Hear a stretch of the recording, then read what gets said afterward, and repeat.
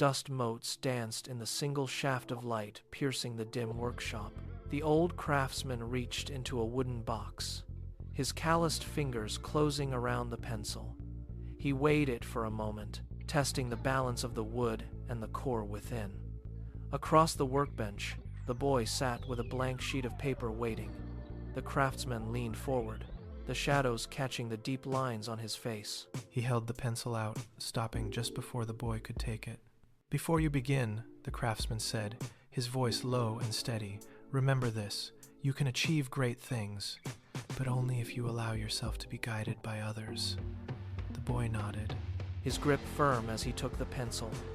He pressed the point against the crisp, white surface of the paper. A faint, scratching sound broke the silence of the room.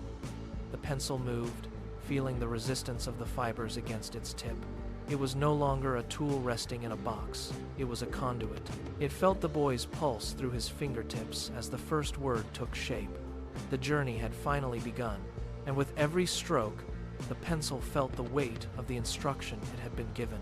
The rhythm of the writing stopped abruptly. The boy paused, his brow furrowed as he looked at the dull, flattened point of the pencil. Without a word, the craftsman reached over and took the tool away. He pressed it firmly into the metal opening of the sharpener. The pencil felt a sudden, grinding pressure. It was a sharp, biting sensation as the blades carved into its side. Wood curled away in thin, brittle ribbons, falling onto the desk in a small, messy pile. The pencil felt stripped, exposed, and raw. The wood that had protected its core was shaved down, leaving the inner part vulnerable to the air. It felt the loss of its outer layers as a deep, stinging vibration. The craftsman watched the shavings pile up, his expression unyielding. He pulled the pencil out and set it back on the desk. It was shorter now, it was thinner, but when the boy pressed it to the paper again, the result was different. The line was thinner, darker, and more precise than it had ever been. The pencil felt the new edge biting into the paper with perfect accuracy. It understood then. The sting of the blades was not a destruction, but a necessary refinement. The boy sat hunched over his notebook, the pencil moving in rapid, confident strokes, until it suddenly stalled. A calculation had gone wrong. The numbers on the page clashed, a mess of ink and graphite that made no sense. The boy stopped, his hand hovering over the desk. He did not throw the paper away. Instead, he reached for the eraser. He pressed it down hard, rubbing back and forth with rhythmic intensity. The pencil watched, feeling the vibration of the friction as the incorrect numbers vanished, leaving behind a faint, ghost-like smudge on the clean white fibers. For a few seconds, the space was empty. It was a blank slate, devoid of the error that had blocked the progress. The craftsman leaned in, his eyes fixed on the cleared area. "Mistakes are not failures," he said, his voice cutting through the quiet. "They are opportunities to correct your path." The pencil looked at the empty white space and felt a strange sense of relief. The error was gone, and in its place was a renewed possibility. The boy pressed the pencil down again, the lead biting into the paper with newfound purpose. He wrote the correct answer, the line clean and sharp. The pencil realized that fixing the error had not weakened the work. It had created the clarity needed for the truth to emerge. The final exam date arrived with a heavy silence in the workshop.